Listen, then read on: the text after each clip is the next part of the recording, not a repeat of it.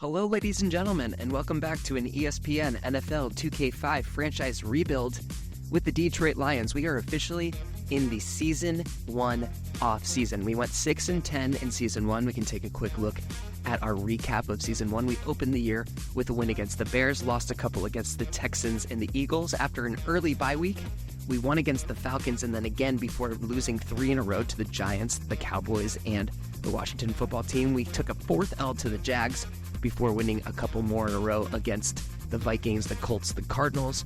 We took a couple more losses against the Packers and the Vikings, beat the Bears for a second time in the season, and then lost to the Titans to close out the year. Now, before we go through stats and all of this stuff that we're going to do through free agency and the draft, if you've been rolling with us this far, thank you so much for being here. If you haven't subscribed to the channel yet, it takes a couple seconds to smash that button, and you have my eternal gratitude. Now let's roll right into this thing, checking out our stats for the year. Joey Harrington, Joey Dimes as we've been calling him, he was hurt for a couple games, so Mike McMahon needed to step up into that starting role for a couple games, but over 3,000 yards passing, 22 touchdowns to only 12 interceptions. He had himself a pretty decent year. We're hoping that he's going to continue to be strong for us moving into year 2. Kevin Jones, a little bit not as strong as a year, only 736 yards on the ground. You can see there that Corey Schlesinger had a fantastic year. He did end up getting in the end zone 5 times to Corey's 3 and broke about 57 tackles on the year. So Kevin Jones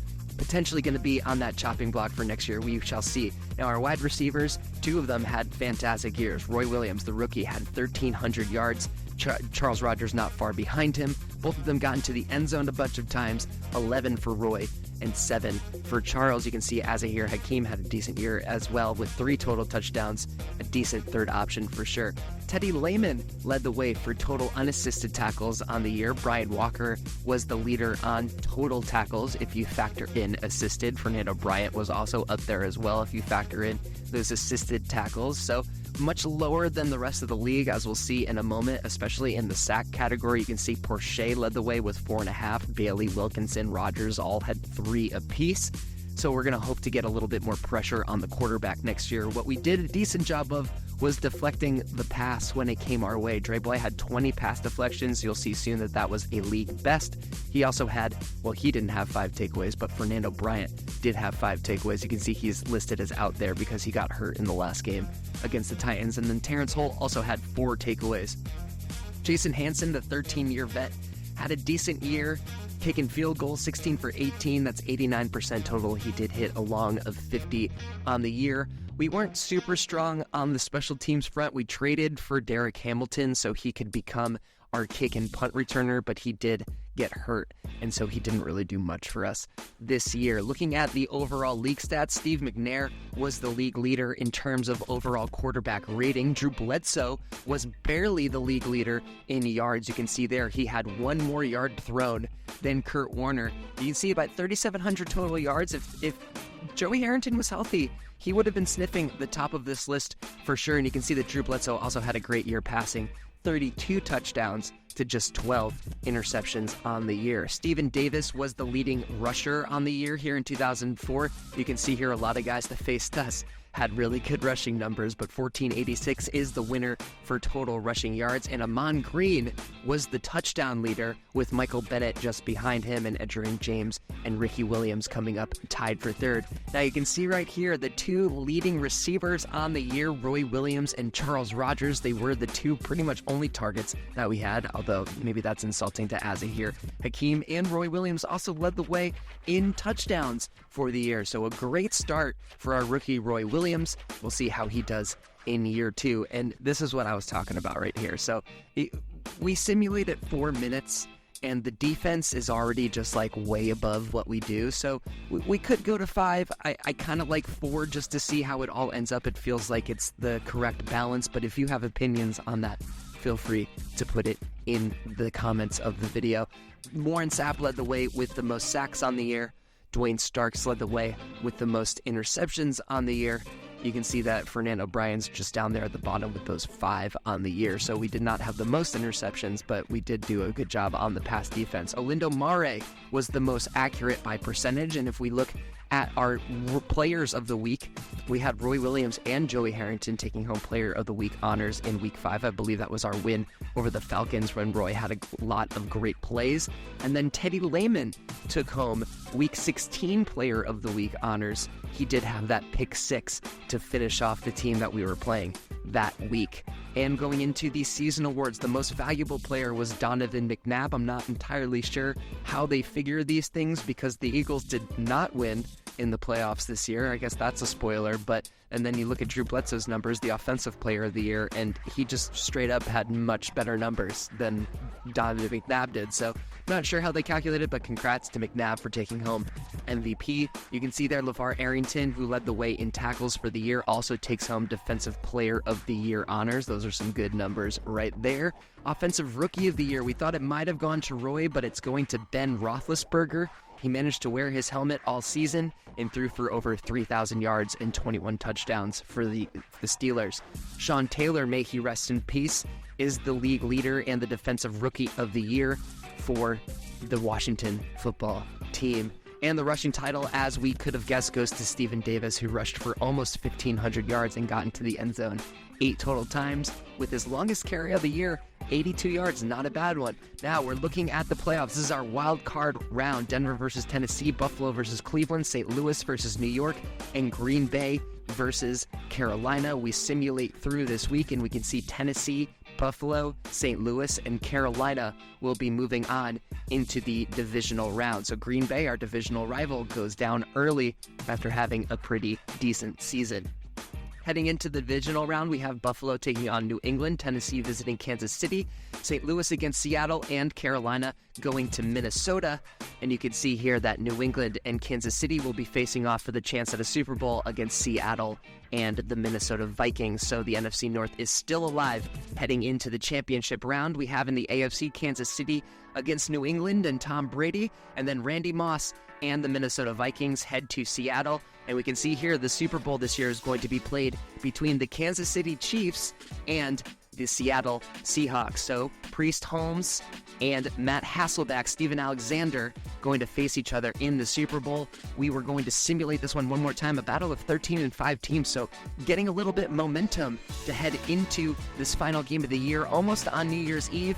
And the Kansas City Chiefs, real life imitating art imitating real life, virtual video games imitating real life, but the Chiefs are champions in 2004 and 2024. Priest Holmes taking home Super Bowl MVP honors. So that defense of the Seattle Seahawks obviously couldn't handle the rushing attack of Priest Holmes. We're going to take a look at our Pro Bowlers here. We get Roy Williams and Charles Rogers making the list. This is obvious. They were both two of the best receivers on the year, so they do make the list. Damian Woody, our guard, makes the list of a Pro Bowler. He was second in voting behind Reuben Brown, the trade piece to Washington. Fernando Bryant gets the nod onto the defensive Pro Bowl team for the NFC, so that's nice to see Fernando getting his flowers after a decent year. And we're just going to take a look at where our team stands as the year winds down. We have Joey Harrington in that quarterback spot sitting on an 80. We're hoping that we can get a little bit more out of him. You can see we have 4 more years with him at that salary. We'll have to look at how tradable or how manageable that number can become in the future. Kevin Jones, once again, we've got an eye on you, my friend. And just a spoiler right now, these rosters are going to look, we're going to do some work. We're about to do some work. We're about to do some gutting of the team. We're doing a little bit of trading. Our draft is coming up. We're trying to sign some free agents. We got some cap room to look at. So this roster's, we're partially going through it like this because this roster's about to look really, really different here. So as we go into the offensive line, this is definitely something that we want to address heading into the offseason. We've got Damian Woody, and that's pretty much it. We're not really necessarily in love with any of our offensive linemen. See if there's some improvement that we can make there. Our kickers or whatever, we have them on long contracts. Our defense definitely needs to get better as well. Our rush defense specifically was pretty tough. So we're going to be looking for people that can help solidify our rush defense here in the off season. You can see we've got our cornerbacks are heavily paid right now. They're very, very heavily paid. So we might need to do something about that in the coming years. And you can see we do have some young pieces in the secondary, but no one's safe. I'm just going to be like that. No one's safe. So we're going to go to some contract extensions. Before the year's over, we had about $8 million to work with. So we're re-signing Sean Rogers. This is technically a 4-year deal because it's at the end of the year, so you pretty much just strike out this first deal. That's why they're all descending deals. It helps get us a little bit of extra cap space. We re-signed Jason Hansen for 2 extra years. We're going to go ahead and grab Steven Alexander, our tight end, because he's an 80. He's a vet. We're going to try and get some extra depth here. Now, see here, Damian Sidney is retiring, and then we have the rest of all of these guys with expiring contracts. I'm just going to go ahead and say spoilers right now. We're not even going to waste time with going through all of this. We re-signed none of those guys. We let them all go to free agency, and we're in free agency now. And we see here that the prize of free agency is Chris Hovan. But the first thing that we did was address a little bit of our need on the offensive line. So we grab DM here. He's an 80 overall tackle. He immediately becomes our starting left tackle. We grabbed Najee Davenport since we had big holes in our backup halfback spot, so we now have a backup halfback. And we thought about maybe or maybe not signing Chris Hovan, but we decided it would be nice to take him from our rivals, the Vikings, and we go ahead and get the prize of free agency, 90 overall, Chris Hovan. Now, we decided, if you visit the live streams, we talked a lot about what we want to do with the first round pick. It's funny that the Mel's mock draft actually had us picking a defensive end because we chose kind of early that we wanted a defensive end here. We want to continue to help out with our pass rush and improving our defense in general. So it was really down to 3 choices. We had Curtis here, we had Navarro here, and we had Gardner here. And really, after looking at their different stats, it was really a choice between Curtis and Navarro. And at the end of the day, while his pass rush was not as good as Curtis's, we really liked the fact that his run coverage and his tackle was already NFL ready. So in the first round, with our 7th overall pick, the Detroit Lions would go ahead and select Curtis Navarro out of Colorado. With that pass rush out of 60, we liked all of his coaches' notes. We liked that his tackle was NFL ready, and we liked that his run coverage was NFL ready. So we went ahead and grabbed Curtis Navarro. Now, for our 2nd round pick, we grabbed Vernon Green right here, who we were really, really stoked about. He was very, very highly rated in all of the mock drafts and all of the rookie reports, and our coaches wanted us to take him. And we had a second round pick, and we were able to grab a very talented cornerback out of Colorado named Sam Farmer. So 2 second-round picks here. Going into the 3rd round, we continue to stick with defense, taking Harry Freeman out of North Carolina. Go Tar Heels, getting a little strength at inside linebacker to back up Earl Holmes as we're trying to get younger and better there. And we continue on the defensive front, going with Sam Hamilton out of Stanford, a little West Coast vibe. He's a little shorty, but we have high hopes for him out of the 4th round. In the 5th round, we grab a backup quarterback out of Georgia Tech, Alvin Fowler. He's going to back up Harrington for now, but if Harrington's going to stink, then you never know how quickly Fowler is going to see the field. We grab another cornerback in the next round. It's Terrell Hopkins. We really liked his speed. He's actually going to immediately become our return guy because that dude is fast. And in the 7th round, we grab a wide receiver out of Boston College, a little BC connection here. Brett Richards, we liked his hands. We liked his speeds. We liked his smarts. And that is our draft. We actually had one more. Here's our list of our rookies that we had. We're going to sign some rookies in free agency here, but you can see right here, Green was the prize of the draft. We're actually going to sign our guys first. So Cedric Navarro, a 1st round pick, 66 overall. We're hopeful that he's going to get better over the coming years. We sign him to an ascending contract with a small bonus. Fowler comes in at a 67, not so bad. Hopefully he's going to improve. 64 overall for our wide receiver, Brett Richards. We're kind of going from the bottom up now, signing the cheaper guys first.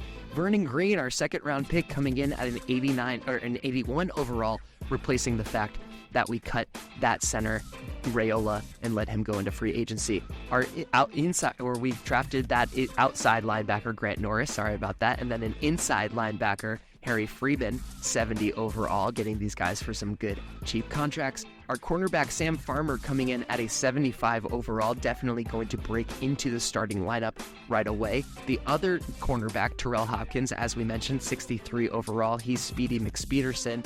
And then Sam Hamilton, our strong safety, coming in at a 69 overall. Nice. We grab him on a 3-year deal, and we're hoping that after the preseason, he's going to improve and get into that starting spot. Now, here's where we grab some free agent rookies. We grabbed Gerard Wilson, a 62 overall. He's going to take up that third quarterback spot. We're hoping that we can get a little development on him. This guy's not a rookie. Ben Watson, 73 overall. We needed a little bit of depth at that tight end spot. This guy is a rookie, 69 overall, defensive tackle, Tim Owen. Now you're like, why are you signing another defensive tackle? You have Dan Wilkinson. Well, we decided that Dan Wilkinson's contract was too rich for our blood for an old and backup defensive tackle, so we decided we want to go younger. So he is going to go up on the trade block, and as you can see here, much more improvement on the offensive side, not as much improvement as we would like to see on the defensive side. So we're going to go into preseason here. If you've made it this far, definitely get subbed up on the channel. We're going to simulate through the preseason. We're going to go through all of the different moves that we make leading up into season 1. So if you want to stay up on all of the happenings in this Lions franchise, we're also rolling on an Eagles dynasty right now. Definitely smash that subscribe button, and let's get into this first game against the Minnesota Vikings, opening up the preseason with a little bit of conference play. You don't see that every day, and we'll talk to you when we're back from this game.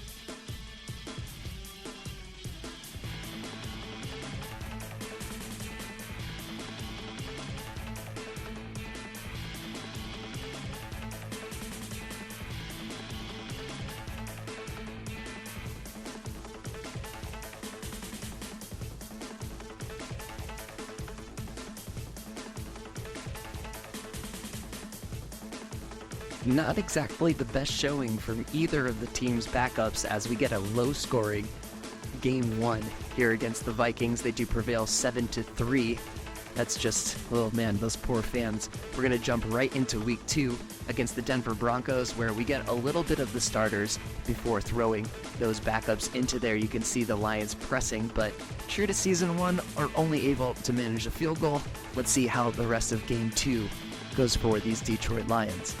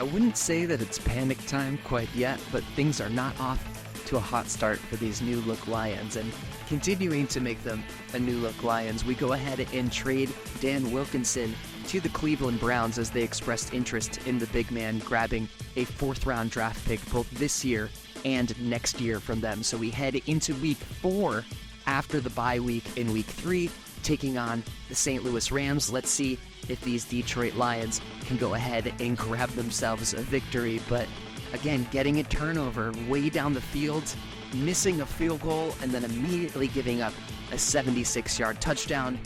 Things are getting a little bleak for these Detroit Lions. Let's see if they can turn it around here in game number 3 of the preseason.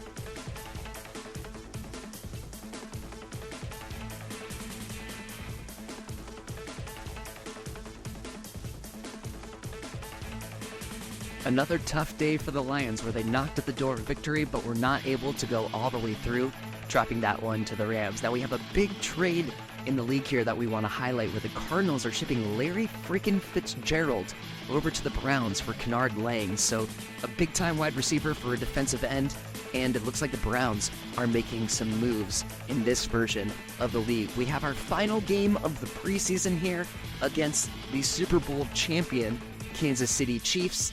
We're probably going to have starters for pretty much the entire game today, so let's see if the Lions can avoid going 0-4 in the preseason, which is just, that's ominous. I'm not loving that, but we'll see if we can do it. And, you know, I don't see 0-4 very often in the preseason. I don't see 4-0 very often in the preseason, so maybe it'll be cool if we see it. I don't want to see it. Let's see if the Lions can go ahead and get a win here in the final game of the preseason.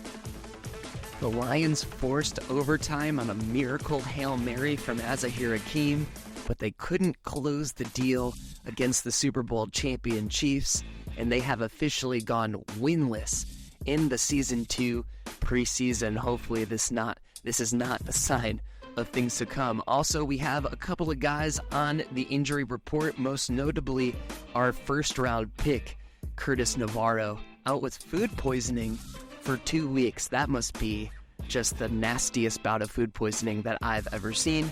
Let's take a look at our 2005-2006 schedule. We open up with the Cowboys, then we face the AFC East this year with the Jets. We see the Packers early, and you can see the rest of the schedule down here. The Bears, the Pats, the Giants, Washington, Miami, who now has Brett Favre. Brett Favre's now a Miami Dolphins. Spoilers for that one.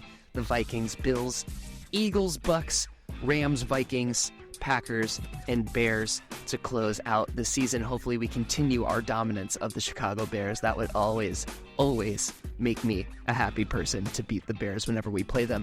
A couple of more signings. We grab rookie 70 overall Roger Pearson from the free agency wire to give ourselves a little bit more depth at that inside linebacker, and we're going to take a look at our roster as it stands now. It looks like Harrington caught a slight regression, sliding back 2 points to 78. Kevin Jones surprisingly jumps up 3 points to an 81. We were all surprised to see that at the live stream. He had a terrible preseason. Corey Schlesinger is again our first elite player on the roster. He had himself a great year on the ground last year. His tied for the most touchdowns and definitely the most yards he's ever gotten. Roy Williams takes a big jump from an 83 to an 89. That's a 6-point jump. Charles Rogers also enjoyed a big jump up to an 83, although Azahir Hakeem did take a step back to a 75. We see Roy Williams had an amazing freshman campaign. We can see hopefully his sophomore campaign coming in just as well or even better. Steven Alexander only regressed 1 point, and our new signing Ben Watson improved 4 points, so we're very, very happy about that signing. Green, our new center, all the way up to an 88 already. We're stoked about it. Damian Woody going up into the elite category, going from an 89 to a 92. He joins. Well, we actually have a couple of guys in that 90 overall or more category, and that feels really, really nice for us. Although Fiore does take a step back to a 76, we're definitely going to need to plug that other guard hole soon. DM improves 1 point to an 81, and Backus actually improved 4 points to a 77, so we love to see that our tackles are getting a little bit better. Hansen takes a couple of steps back, but his kick accuracy and kick power still looks pretty good. Harris, our punter, does improve a few points, and we've got him on a cheap contract for a long time, so hopefully he continues to improve. Hovan continues to stay at that 90 level, so we love to see it. He's that 90 overall defensive tackle, so that elite tackle, although we're going to show it one more time. Sean Rogers, after signing that new big contract in his second year, takes a 3-point regression to a 78, and that rookie that we signed off of free agency jumped up 7 whole points to a 76, so we're going to have to keep our eyes on that. Hall improves to an 82 from a 79, and we can't quite see Navarro's improvement yet, our first round overall, because again, he has that terrible food poisoning for 2 whole weeks, because that makes sense.